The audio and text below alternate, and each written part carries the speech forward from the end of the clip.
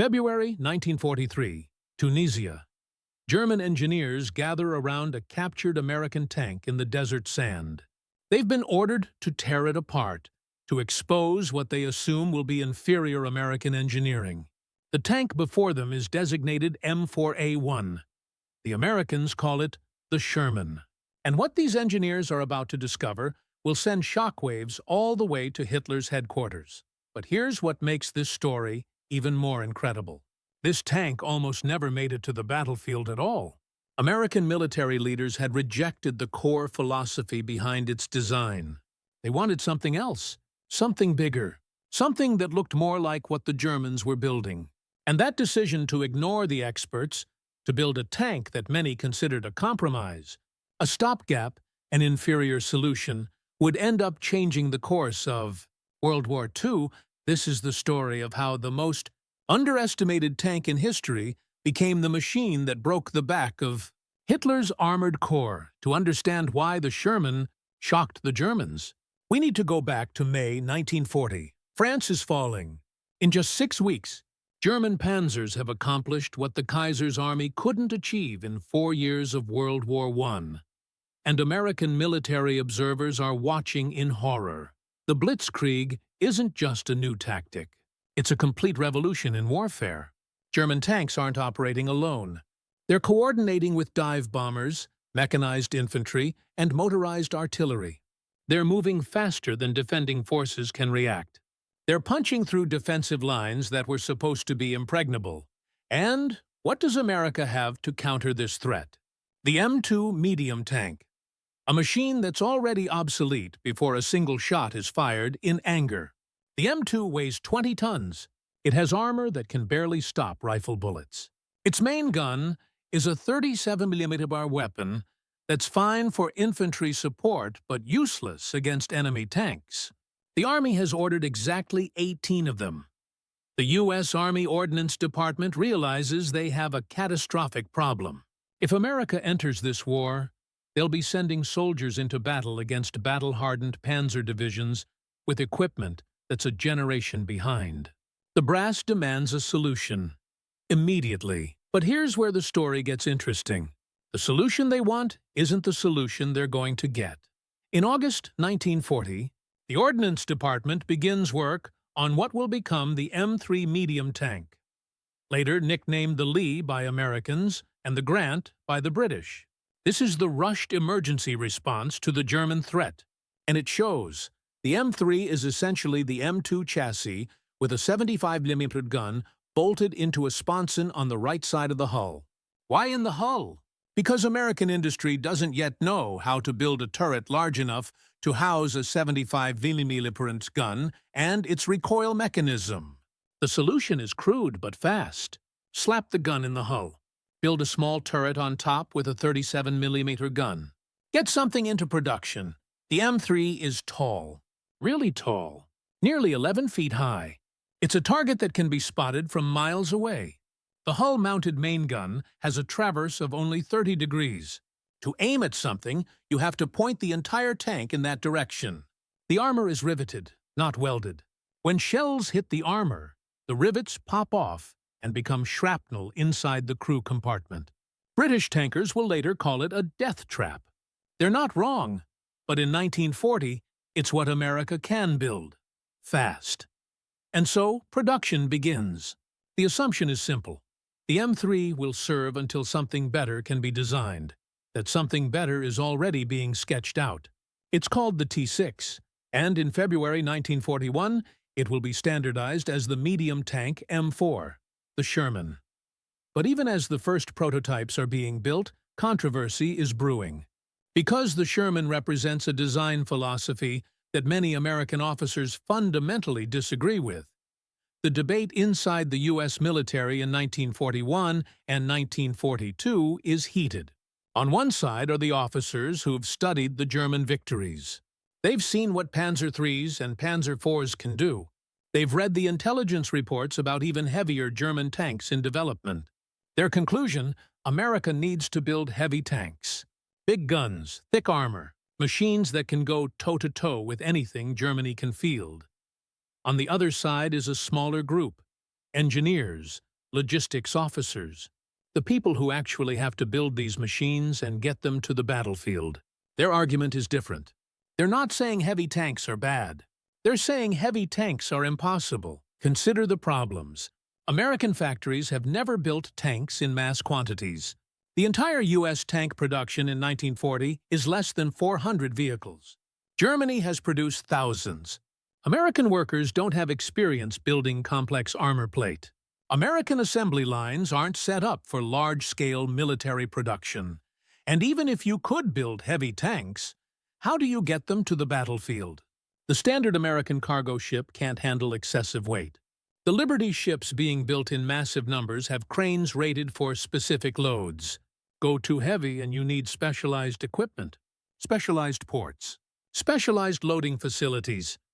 Then there's the battlefield itself. European roads aren't built for extremely heavy vehicles. Many bridges can't support them. In North Africa, heavy tanks would sink into the sand. In the Pacific Islands, where America will need to fight Japan, many landing craft can't carry vehicles over 35 tons. The engineers have a different vision. Build a medium tank. Not the biggest, not the most powerful, but reliable, easy to maintain, easy to produce in massive numbers, and most importantly, easy to get where it needs to be. The M4 Sherman embodies this philosophy.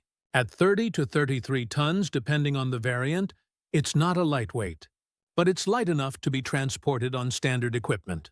Its 75mm gun is powerful enough to handle German medium tanks and provide excellent infantry support, but not so large that it requires exotic manufacturing techniques. Its armor is adequate, not invincible, but adequate. To the officers who want heavy tanks, the Sherman is a compromise, a stopgap. The same mistake they think they already made with the M3. They want to skip the Sherman and go straight to heavier designs. But in 1942, a decision is made. The Sherman goes into full production, and many officers consider it the wrong decision. What happens next is one of the great manufacturing achievements in history. American industry doesn't just build Shermans, it unleashes them. By late 1942, Sherman tanks are rolling off assembly lines at 11 different factories. Chrysler, Fisher Body, Federal Machine and Welder, Pacific Car and Foundry, Pressed Steel Car, Baldwin Locomotive, and Ford, which builds a massive new plant at River Rouge specifically for Sherman production. The design of the Sherman makes this possible. It's standardized. Components are interchangeable. Unlike German tanks, where different factories build different versions with different parts, every American factory is building to the same specifications. A transmission from a Chrysler-built Sherman can be installed in a Ford-built Sherman. This seems obvious now. In 1942, it's revolutionary. The production numbers are staggering. In 1942, America produces nearly 16,000 tanks. In 1943, nearly 30,000. The Sherman alone accounts for 49,234 units built during the war. For context, Germany will produce about 6,000 Panthers, their best medium tank, about 2,300 Tigers, their famous heavy tank. But quantity means nothing if the tanks can't fight. And in October 1942, the Sherman is about to face its first real test. The British 8th Army has been fighting in North Africa for 2 years. They've been pushed back. They've counterattacked. They've been pushed back again.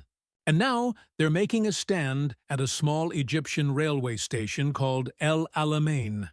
Field Marshal Erwin Rommel commands the German and Italian forces. The Afrika Korps, battle-hardened panzer divisions that have dominated the Desert War. Rommel is brilliant, aggressive, and his forces are equipped with excellent tanks. Panzer IIIs with 50mm guns, Panzer IVs with the new long-barreled 75mm gun that can kill any British tank at range. The British have been fighting with whatever they can get. Crusader tanks that are fast but lightly armored. Valentine tanks that are slow and undergunned. And those hated M3 Grant tanks the Americans have been sending. Tall targets that brew up when hit. But in October 1942, the British have something new. 252 Sherman tanks have been shipped directly from American factories. Many still have factory grease on them. British crews have barely had time to train on them. And on October 23, 1942, the Second Battle of El Alamein begins. The Germans are confident. They've beaten every British tank attack for 2 years. They know the capabilities of every British machine. They know the ranges at which they can engage and kill British tanks while staying safe themselves, and then they meet the Shermans. The Shermans' 75mm gun can penetrate the front armor of a Panzer III at 1,000 yards. The Panzer III's 50mm gun needs to get much closer to hurt a Sherman. The Sherman's suspension, adapted from aircraft landing gear designs, gives it excellent mobility. It can move fast and shoot accurately while moving, something most tanks of 1942 can't do. The Sherman has good frontal armor, not impenetrable, but good enough that German tanks can't simply shoot through it at long range. For the first time in the Desert War, British tanks have an advantage. And Rommel's forces are stunned. First, Tigers and Panthers are relatively rare. Germany produced about 6,000 Panthers and 1,300 Tigers during the entire war. Compare that to nearly 50,000 Shermans. Most German tanks American forces face are Panzer IVs and assault guns like the Stugge III. Against these vehicles, the Sherman is competitive. Second, the Sherman's 75mm gun is upgraded. The 76mm Sherman, introduced in 1944, has significantly better armor penetration. It still can't reliably penetrate a Tiger's front armor at long range, but it can handle Panthers at reasonable combat distances, especially with improved ammunition. Third, Americans don't fight fair. They use combined arms tactics. Tank destroyers like the M10 and M36, mounting high-velocity guns specifically designed for anti-tank work, accompany Sherman formations. When a Tiger is spotted, the tank destroyers engage it, while the Shermans maneuver or provide covering fire. Fighter bombers with rockets and bombs are on call. Artillery can saturate areas where German tanks are suspected. The Germans learn to fear the Sherman not because it's superior in single combat, but because it's never alone. A German Panther might be able to destroy 3 or 4 Shermans, but the 5th Sherman is calling in artillery. The 6th is marking targets for P-47 Thunderbolts carrying rockets. The 7th is already flanking around to hit the Panther from the side. There are also psychological factors. German tank crews in 1944 and 1945 know they're losing the war. They know that every Tiger or Panther destroyed can't be replaced. Crews are less experienced. Fuel is running low. Spare parts are scarce. Meanwhile, American crews know that losses can be replaced.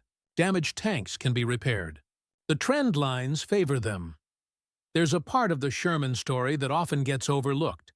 The Soviet Union received 4,102 Shermans through the Lend-Lease program, and Soviet tankers loved them. Soviet crews nickname it the Emcha, from the Russian pronunciation of M4. Compared to Soviet tanks like the T-34, the Sherman is comfortable. It has better ergonomics, better visibility, a more reliable engine. It doesn't break down as often. When it does break down, it's easier to fix. The Sherman also has a critical advantage in the brutal conditions of the Eastern Front. It starts reliably in extreme cold. Soviet T-34s require elaborate cold-weather starting procedures. Sometimes crews have to light fires under the engine to warm it up. Shermans, with their aircraft-derived engines, start in cold weather much more reliably. Soviet Guards tank units, elite formations, often use Shermans. This is telling. The Soviets are not sentimental about equipment. They use what works, and elite Soviet tankers choose Shermans. The T-34 is often called the best tank of World War II, and there are good arguments for that position. It has excellent armor slope, a powerful gun. It's simple to produce, but it's worth noting that Soviet tankers who had a choice often preferred the American tank. Let's return to that German engineering report from Tunisia, because the single most important finding wasn't about the gun or the armor. It was about reliability. The The captured Sherman had traveled over 5,000 miles without major mechanical failure. German tankers would consider that miraculous. A Panther's transmission had about a 150-kilometer lifespan before needing major service. A Tiger was considered reliable if it could travel 100 kilometers without breaking down. German tank battalions typically had only 30 to 50% of their vehicles operational at any given time. The rest were broken down, waiting for parts, or undergoing maintenance. Sherman battalions regularly operated with 80 to 90% availability. This is a force multiplier that doesn't show up in simple gun versus armor comparisons. A Tiger is worthless if it's broken down 200 kilometers behind the front line, waiting for a new transmission. The Sherman's reliability came from several design choices. The use of proven components like the Continental aircraft engine, the robust simple transmission, the wide tracks that reduced ground pressure and stress on the suspension, the easily accessible maintenance points. Every major component could be removed and replaced without special tools or extensive disassembly. American doctrine built on this reliability. Sherman units could conduct rapid advances because they didn't need to stop every few hours for mechanical issues. They could maintain operational tempo. German units had to plan for extensive maintenance halts. This is the difference between an offensive that maintains momentum and one that stalls. The Sherman's adaptability deserves its own section. The basic M4 chassis was turned into dozens of variants for specialized roles. The Sherman Firefly, a British modification, mounted the powerful 17-pounder anti-tank gun. This weapon could kill any German tank from the front at reasonable ranges. British and Canadian units mixed Fireflies into their Sherman platoons, typically one Firefly for every 4 or 5 standard Shermans. The Fireflies engaged German heavy tanks, while the standard Shermans maneuvered or provided support. The M4A3E2 Sherman Jumbo was an up-armored assault tank. It had armor up to 152 mm thick on the front, comparable to heavy tanks. It was slower, but it could lead assaults against fortified positions. Only 254 were built, but they proved the concept that the Sherman chassis could support heavy armor when needed. The M32 tank recovery vehicle was a Sherman with the turret removed and recovery equipment installed. These vehicles could recover damaged tanks from the battlefield, often under fire. The fact that they used the same chassis as the tanks they were recovering was a huge advantage. They had the same mobility. They could go anywhere a Sherman could go. There were Sherman mine clearers, Sherman bridge layers, Sherman flame tanks, Sherman rocket launchers. The British even created the Crab, a Sherman with a rotating drum and chains for mine clearing. In the Pacific, Marines used Sherman flame tanks to clear Japanese bunkers. This adaptability meant that engineers could solve problems quickly. Need a bridge layer? Put bridge equipment on a Sherman chassis. Need a tank that can clear mines? Modify a Sherman. The alternative was designing and building unique vehicles for each role, which took time and created new logistics challenges. While most Sherman combat gets attention in Europe, the tank played a crucial role in the Pacific theater. And in the Pacific, the Sherman was overwhelming. Japanese tanks were designed for infantry support and fighting Chinese forces in the 1930s. The Type 95 Hago light tank weighed only 7.9 tons and had 12 mm of armor. The Type 97 Chiha medium tank was 15 tons with 25 mm of armor. Both were essentially immune to American tank fire. They could barely scratch a Sherman's paint. Sherman units in the Pacific often operated as mobile artillery. Japanese forces rarely had tanks to oppose them, so Shermans provided direct fire support for Marine and Army infantry. A 75mm high explosive shell could destroy Japanese bunkers, pillboxes, and fortifications that would take hours or days to reduce with infantry weapons alone. The jungle terrain of the Pacific was challenging, but the Sherman's reliability again proved crucial. Tanks operated in humidity that would have destroyed less robust machines. They forded rivers, they climbed volcanic slopes, and they kept working. Marine Corps tankers developed their own modifications for Pacific fighting.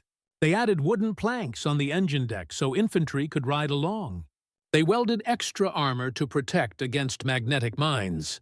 They added external telephones so infantry could communicate with the tank crew without exposing themselves. The Sherman flame tank variants, particularly the M4A3R3 with the POA CWSH-5 flamethrower, became a signature weapon of the Pacific Campaign. These could reach into caves and bunkers that were impervious to conventional weapons. Japanese forces feared them intensely. The Sherman's combat career didn't end in 1945. When North Korean forces invaded South Korea in June 1950, they brought Soviet-supplied T-34-85 tanks. The South Korean army had no tanks. The American forces initially deployed to Korea had no tanks. For the first weeks of the war, North Korean T-34s operated almost unopposed. Then American M4A3E8 Shermans arrived. These were the latest production models, with the 76mm gun, horizontal volute spring suspension for better ride and handling, and improved armor. They'd been built in late 1944 and 1945 and put in storage after the war. Now they were back in action. The Sherman versus T-34-85 matchup was interesting because the tanks were roughly comparable. The T-34-85 had better frontal armor and a slightly more powerful gun. The Sherman had better crew ergonomics, better visibility, and more reliable mechanics. In practice, American Shermans generally got the better of North Korean T-34s, largely due to better crew training and tactics. But the Korean War also showed the Sherman's limitations. Chinese forces that entered the war used infantry assault tactics specifically designed to counter tanks. They'd learned from fighting Japanese and nationalist Chinese tanks in the 1930s and 1940s. Sherman crews had to be extremely careful in close terrain where infantry could approach with satchel charges and Molotov cocktails. The Sherman served throughout the Korean War and proved that even a decade after its design, it was still an effective combat vehicle. Some M4s remained in U.S. military service into the 1950s for training and support roles. After World War II, Shermans spread across the globe. Many nations operated them for decades, and this created some unexpected historical moments. After 12 days of brutal fighting, Rommel retreats. He's lost 450 tanks. He's lost nearly 60,000 men killed, wounded, or captured. The Afrika Korps, the formation that seemed invincible, is broken. And the Sherman has proven itself in the most public way possible. But the Germans are about to get an even closer look at this new American machine. February 1943. The Battle of Sidi Bouzid in Tunisia. American forces are engaging German and Italian units. It's the first major American tank battle in the European theater. And it's not going well for the Americans. German forces capture an M4A1 Sherman in nearly perfect condition. The tank is designated War Daddy 2. It has seen combat. It's been driven hard. And now it's being loaded onto a transport and shipped back to Germany for analysis. At the Kummersdorf Proving Ground near Berlin, German engineers begin their examination. They're expecting to confirm what German propaganda has been saying. American tanks are inferior. Mass-produced junk from a nation that doesn't understand armored warfare. What they find instead shocks them. The captured Sherman has traveled 5,127 miles in combat conditions. That's an incredible distance for a tracked vehicle. And according to the maintenance logs captured with it, the tank has required almost no major repairs. No engine rebuild. No transmission replacement. Just routine maintenance. German engineers examine the engine. It's a Continental R975 radial aircraft engine modified for tank use. It's not the most powerful engine. It's not the most advanced. But it's reliable. It's the same engine used in thousands of American aircraft. Parts are everywhere. Any mechanic familiar with American aircraft can work on it. They examine the transmission. It's robust, simple, easy to remove and replace. German tanks use complex transmissions that require pulling the engine to access. The Sherman's transmission can be swapped out in hours. They examine the tracks, the suspension, the gun mount, the crew stations, and everywhere they look, they find the same thing. The Sherman is not built to be the best tank. It's built to be a tank that works. That keeps working. That can be fixed quickly when it breaks. That can be operated by crews with minimal training. The German engineers write a detailed report. It's passed up the chain of command, and the conclusions are disturbing. The Americans have not built a superweapon. They've built something potentially more dangerous. A good enough weapon that they can build faster than Germany can destroy them. This is the moment we need to understand what made the Sherman revolutionary. Because it's not the tank itself, it's the thinking behind it. German tank design in World War II follows a logical progression. The enemy builds better tanks, so we build even better tanks to counter them. Bigger guns, thicker armor, more advanced systems. The Panzer III leads to the Panzer IV, which leads to the Panther, which leads to the Tiger, which leads to the King Tiger. Each one more powerful, each one more complex, each one harder to build and maintain. This makes sense if you're thinking about individual tank duels. The Tiger can kill a Sherman at ranges where the Sherman can't hurt the Tiger. Therefore, the Tiger is better. This is the thinking that dominates German tank development, but the Sherman is designed around a different question. What happens when you face not one Sherman, but 5, or 10, or 20? The Sherman's 75mm gun might not be able to penetrate a Tiger's front armor at long range, but it can penetrate the side armor. It can damage the tracks. It can kill the supporting infantry. And when you have numerical superiority, you can maneuver. You can flank. You can attack from multiple directions simultaneously. More importantly, the Sherman is designed around the realities of mechanized warfare. Tanks don't fight in isolation. They're part of combined arms teams. Infantry, artillery, air support, tank destroyers. The Sherman doesn't need to be able to kill every enemy tank by itself. It needs to be able to work effectively as part of a larger system, and the Sherman excels at this. It has excellent crew ergonomics. 5 men with well-defined roles. A commander who can focus on commanding because he's not also loading the gun or aiming it.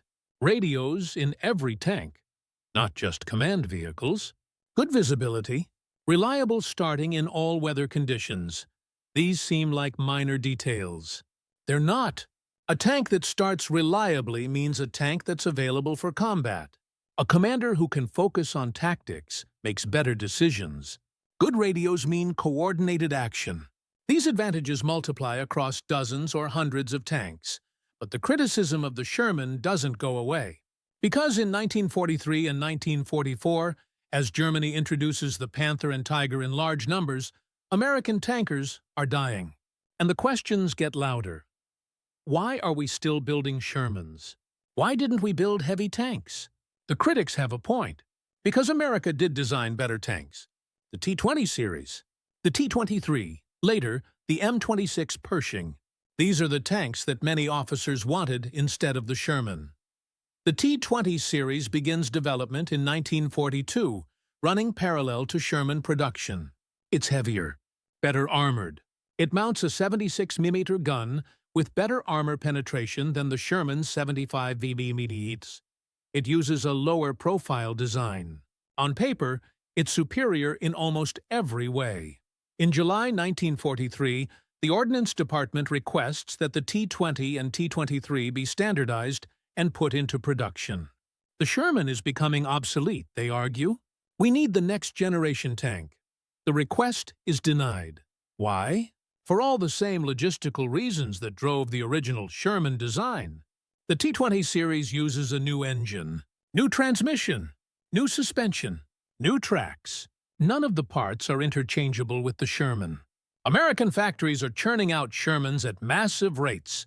Converting those factories to build T-20s means stopping Sherman production. It means retraining workers, retooling assembly lines, building new supply chains. And for what gain?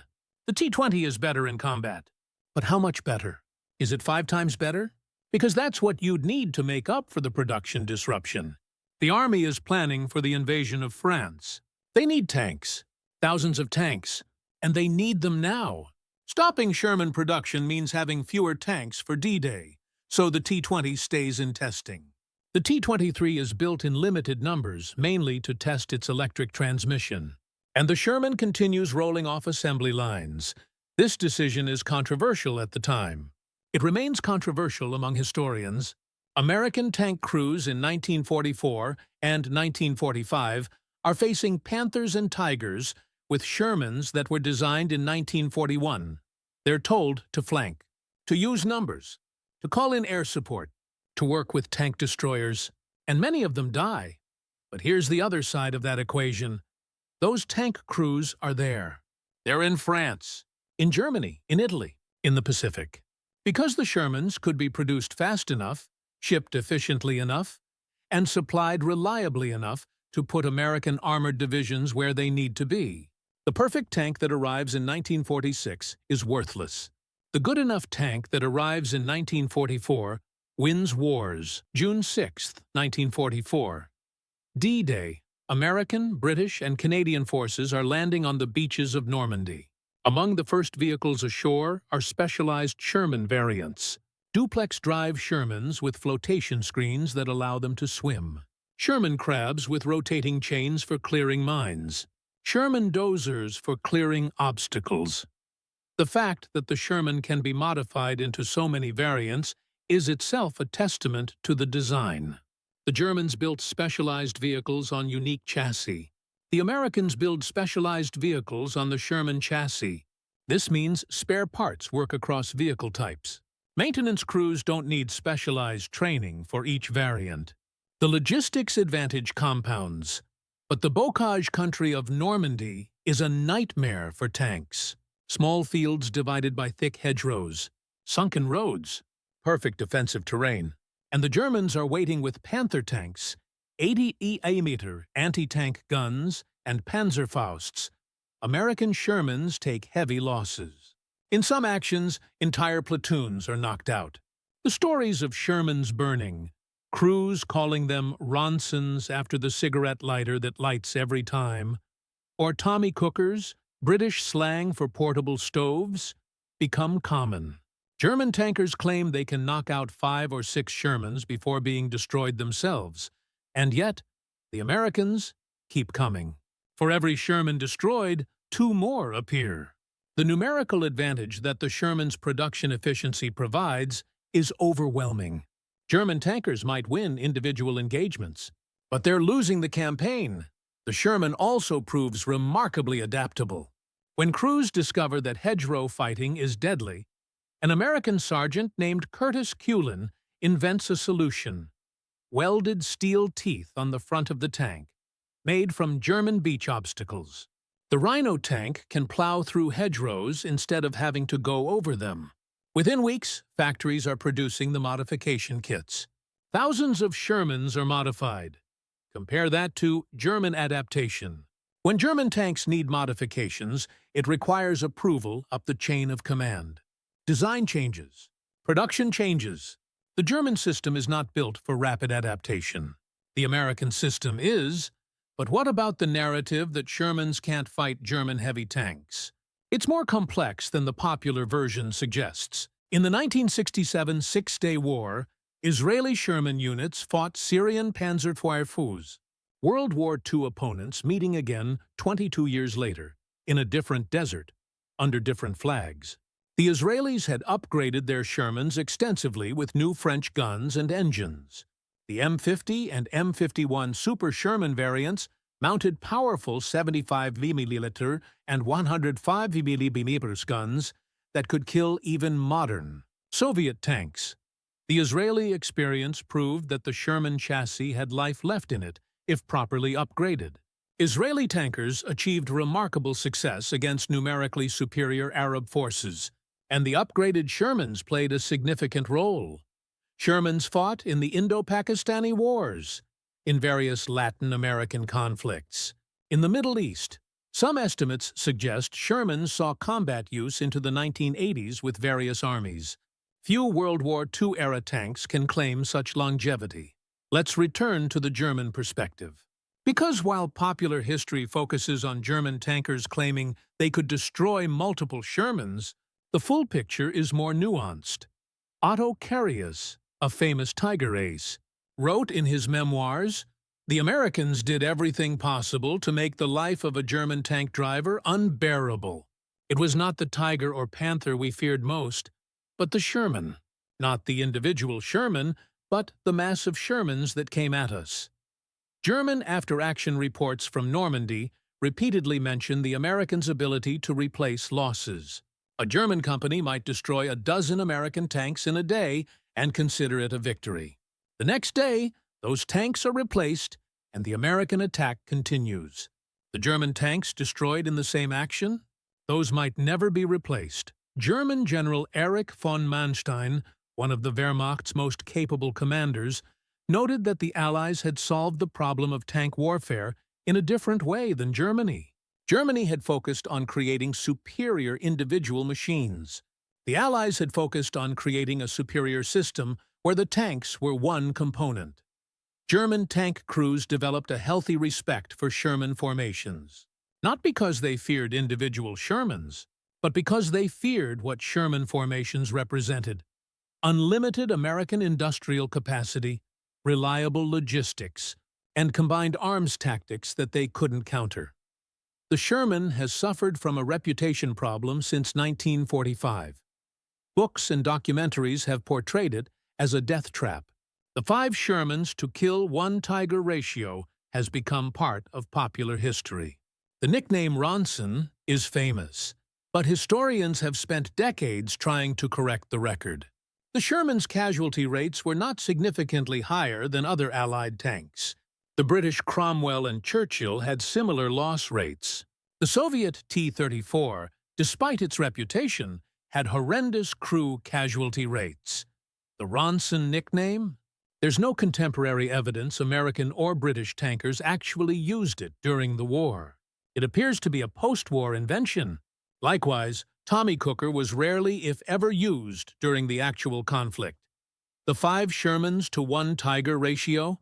That's based on a misreading of a single after-action report. The actual kill ratios varied wildly depending on circumstances.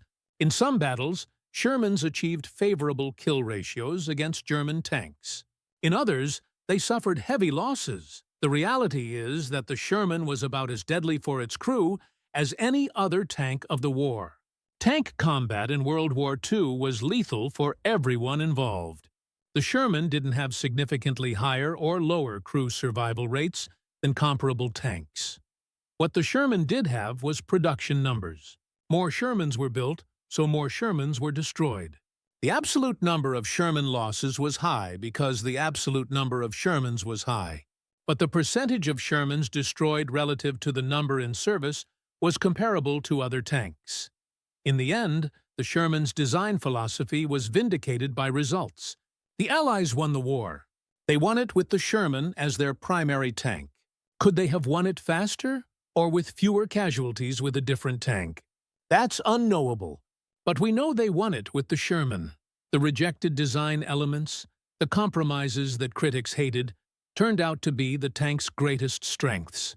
The medium weight that allowed rapid deployment, the reliable engine that kept tanks in the field, the standardized production that allowed mass manufacturing, the adaptable chassis that spawned dozens of variants.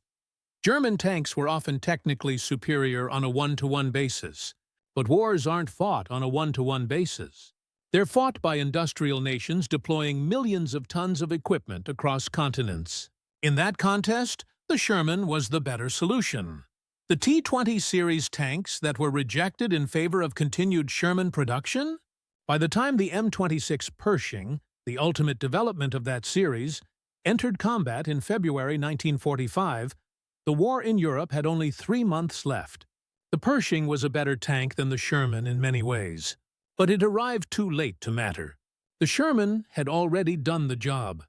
Behind all the statistics and technical specifications were the crews: 5 men per tank, commander, gunner, loader, driver. assistant driver who also operated the bow machine gun. Thousands of crews, tens of thousands of men. Their experience of the Sherman was different from the historical analysis. They knew the tank's weaknesses intimately. They knew the sound an 80mm shell made when it hit armor. They knew how fast the tank could burn if the ammunition caught fire. They knew the terror of being trapped in a steel box that someone was trying to kill you in, but they also knew the tank's strengths. They knew it would start every morning. They knew the engine wouldn't fail in the middle of combat. They knew the gun would fire when they pulled the trigger. They knew that if they were hit and had to bail out, the hatches would open. They knew that their tank, and all the tanks in their unit, could communicate by radio to coordinate their actions. Veterans' accounts of the Sherman are mixed. Some hated it. Some loved it. Most acknowledged it as a reliable tool that did its job. That's perhaps the highest compliment a weapon can receive from the people who had to use it in combat. So we return to where we started. February 1943. German engineers examining a captured Sherman in Tunisia. The shocked realization that the Americans haven't built a wonder weapon or a piece of junk. They've built something more dangerous than either. A reliable, mass-producible tank that works. The Sherman shocked Hitler's armored corps not by being invincible, but by being inevitable. Every destroyed Sherman was replaced by two more. Every German technical advantage in armor or firepower was negated by American advantages in numbers, logistics, and combined arms doctrine. The rejected design philosophy, the compromises that critics decried, turned out to be exactly what was needed. Not the best tank in a technical sense, but the right tank for the kind of war that had to be fought. A war of industrial production. A war of logistics. A war where the side that could put more reliable equipment in more places more quickly would win. German tanks were magnificent machines. The Tiger and Panther were engineering marvels. But they were solutions to the wrong problem. They were designed for tank duels. The Sherman was designed for war. And war is about more than duels. In the decades since World War II, military theorists have studied the Sherman as a case study in design philosophy. It's taught at military academies as an example of how to match a weapon to strategic requirements rather than pursuing technical perfection. It's studied by engineers as an example of how reliability and producibility can be more valuable than raw performance. The M4 Sherman served in armies around the world for 4 decades after World War II. It fought in half a dozen major wars and countless smaller conflicts.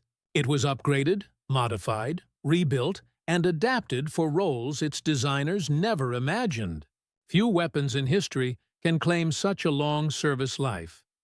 But perhaps the most important legacy is this. The Sherman proved that the rejected approach can be the right approach. That sometimes the compromise is better than the ideal. That a good enough weapon that exists is superior to a perfect weapon that doesn't. The tank that shocked Hitler's armored corps wasn't the tank anyone expected. Not the Germans. Not even the Americans who designed and built it. It was a rejected design that became one of the most successful weapons in military history. And that might be the most important lesson of all.